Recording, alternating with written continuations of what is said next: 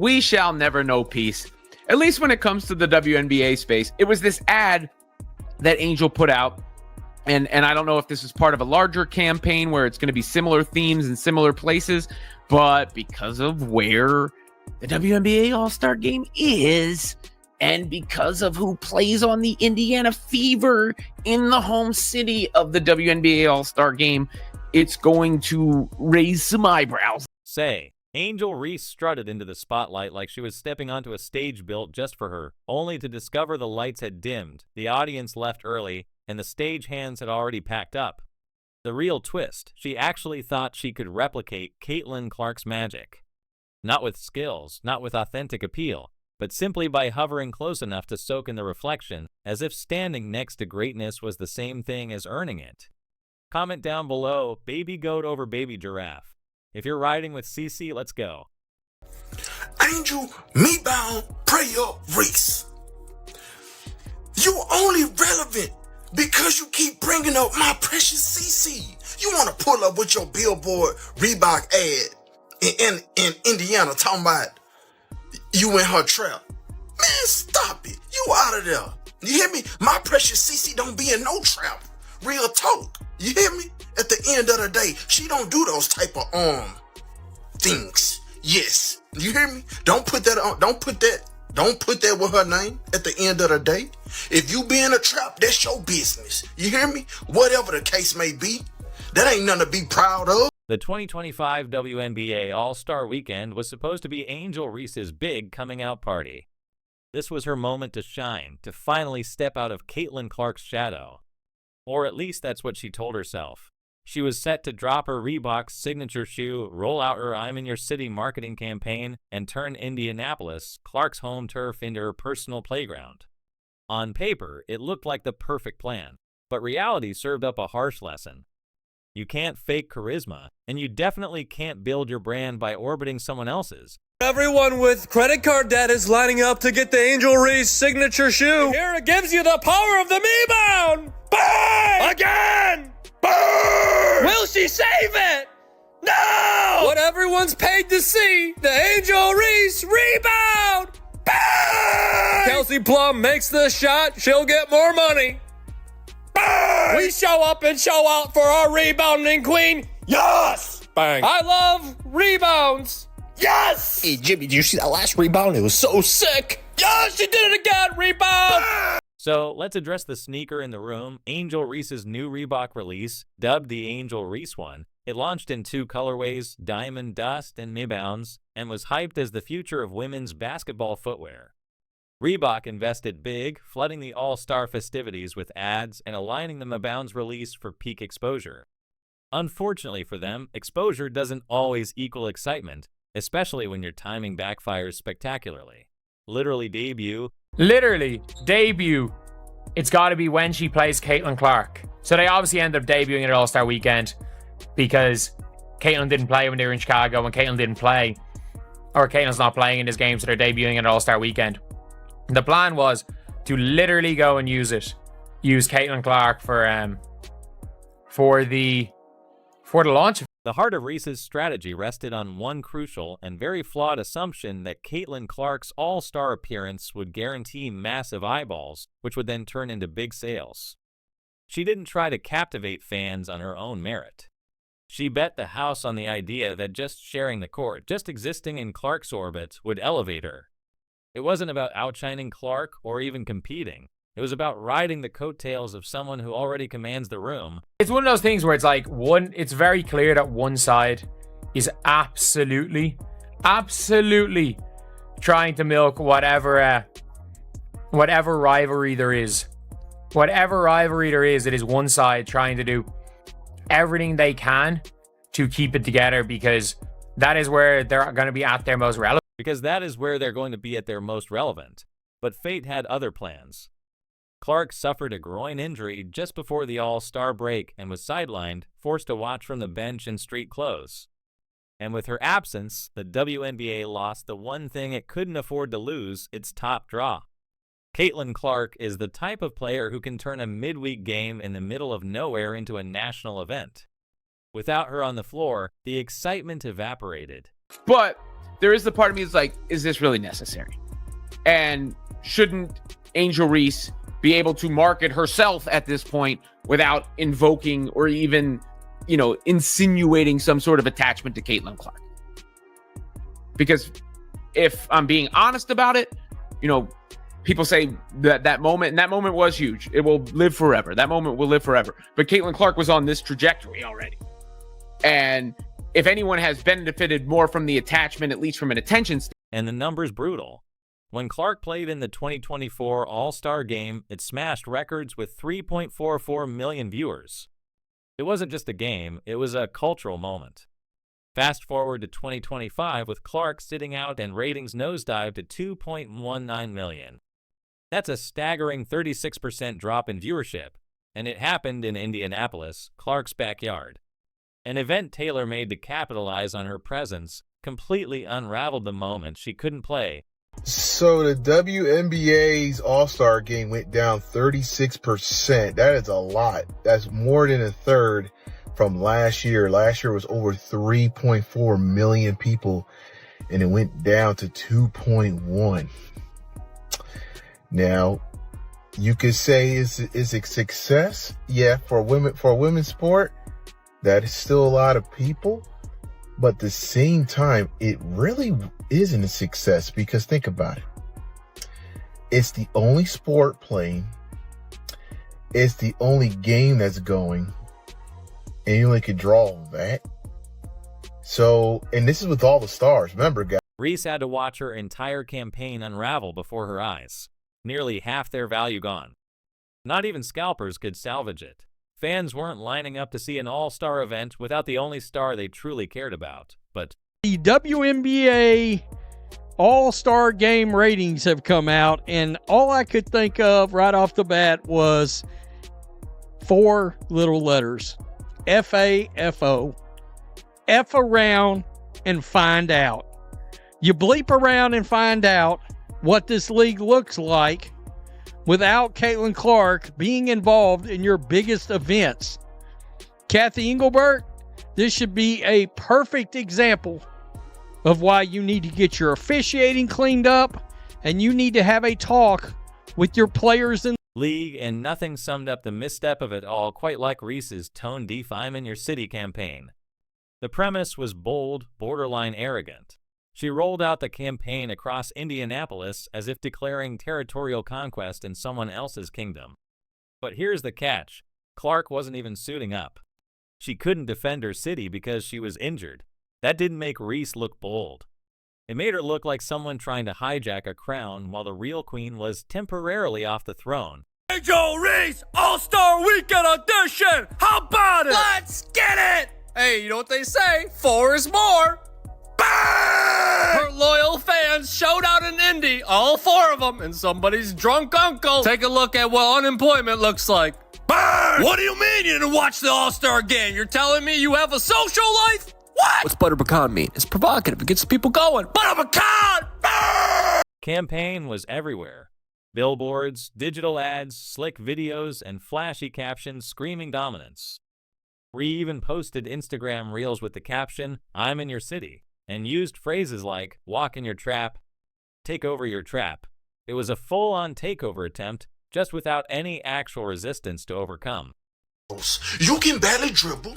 You miss layups on purpose, and they record them as rebounds.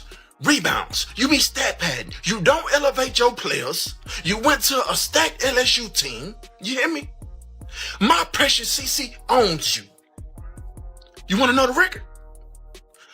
She is 5-2 against you. You beat her in college one time. That championship.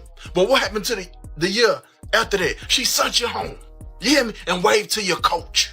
You hear me? At the end of the... And fans weren't fooled, not even a little. Social media lit up with criticism.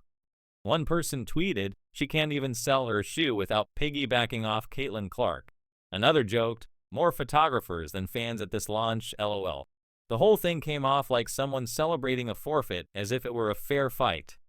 Trying to claim a victory over someone who wasn't even competing doesn't make you a winner. It just makes you look desperate WNBA All-Star Weekend. It's supposed to be the star of all stars. All the big dogs is out.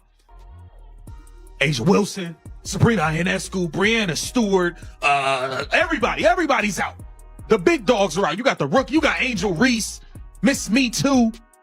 All of the stars are here. And look at this news. The get-in price for the WNBA All-Star Game in Indianapolis has dropped 48% from $121 to just $64 after news broke that Caitlin Clark won't be playing. Let's take a step back and really lay this out. Angel Reese had everything teed up for success during All-Star Weekend. She was in Indianapolis, the supposed queen of the moment. Her very own Reebok signature shoe was launching. The city was blanketed with her billboards. Her social media team was firing on all cylinders, and the marketing machine was working overtime.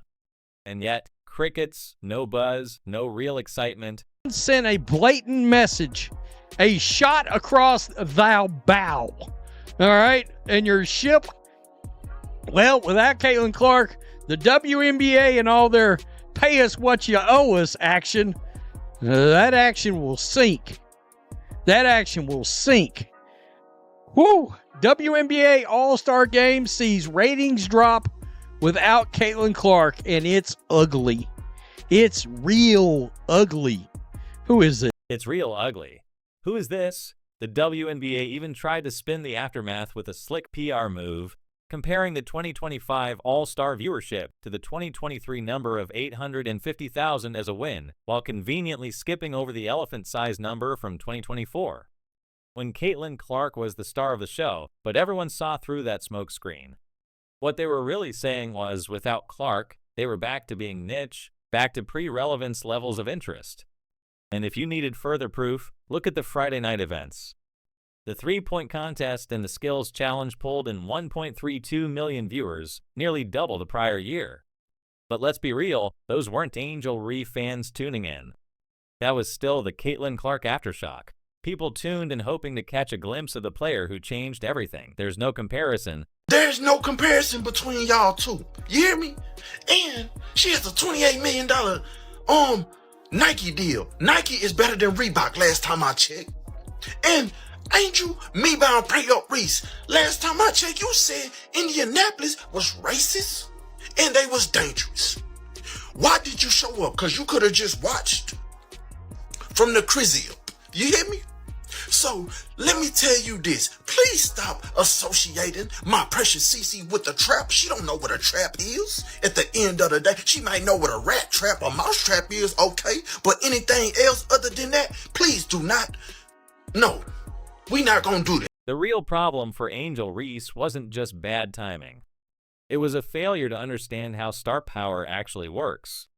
She looked at what Caitlin Clark had. Sold-out shoes, a blockbuster Nike deal, endless headlines, and thought, I can do that too. She saw Clark's Nike Kobe 5 Pro drop sell out in under 60 seconds with resale prices flying past $600 for a shoe that retailed at $190 and assumed she could replicate that demand. But here's what she didn't grasp. Caitlin Clark's brand isn't about logos and gimmicks. It's about earned loyalty. Her fans don't show up because of ad campaigns. They show up because they believe in her. Clark built that trust with years of elite play, authentic interviews, clutch moments, and pure passion for the game. So, when Nike handed her that 8-year, $28 million contract, it wasn't just a paycheck. It was an investment in a once-in-a-generation figure. Experts believe her eventual signature shoe coming in 2026 could generate over $100 to $150 million in revenue. And that projection isn't based on wishful thinking. It's grounded in real data, packed arenas, top-tier ratings, and a Playerdo fan connection that's stronger than ever. Now compare that with Reese's Reebok release during All-Star Weekend. The reception was muted at best. Her Angel Reese 1 dropped with all the flair Reebok could muster, but the excitement just wasn't there. The public barely blinked, and the rollout didn't feel bold. It felt needy. So, one of his genius decisions was this. Signing her, Angel Reese. If you don't know who she is, she's the queen of like fish out of water going after a rebound that she shot herself and can't can get in the net. Ever.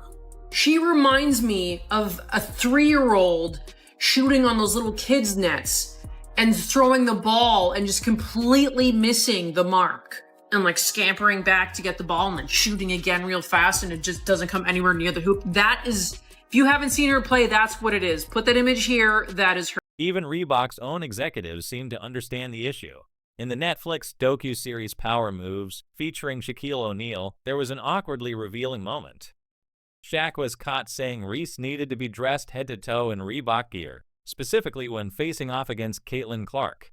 Translation: her brand only pops when Clark is in the frame. That's a brutal truth.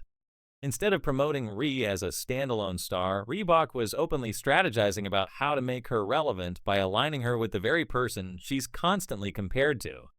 It's the kind of behind-the-scenes commentary that completely undermines the illusion of independence. It wasn't about lifting Angel Ree. It was about piggybacking off Caitlin Clark. By the time Sunday night rolled around and the All-Star festivities were over, Ree dropped a not-so-subtle message on social media. "This was the most fun I've had in a while because of the players. Shout out to y'all." Back to the regularly scheduled program. The use of players in all caps seemed like a thinly veiled jab at the fans in Indianapolis, who ironically had been pretty gracious toward her the entire weekend. It was an odd message to send after a weekend that had clearly not gone the way she envisioned. And look, I don't know what the Reese was thinking. She wanted her shoe that just came out a couple months ago to cost $1,000. Now look, I'm all for athletes getting their shoe, getting a shoe deal, having their design, specified, perfect shoe that significant to them and to other fans. But $1,000 for a shoe, I love you. I really do. But you definitely been on some shit. Like lately. I'm not going to lie to you. You have. But $1,000. Damage was undeniable.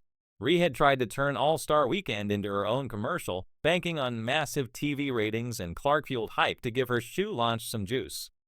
But instead of fireworks, she got a cold dose of reality. Viewership dropped, enthusiasm dipped, and her aggressive "I'm in your city" messaging came off more like a campaign of desperation than a confident power move. What we witnessed wasn't just a marketing flop. It was a full-blown exposure of how poorly some people understand what true influence looks like. Caitlin Clark doesn't attract fans because she's marketed well. She gets marketed well because she attracts fans. The cause and effect chain works in reverse compared to how Reese seems to imagine it. When Clark sells out an arena, it's not because there's a billboard telling people she's playing.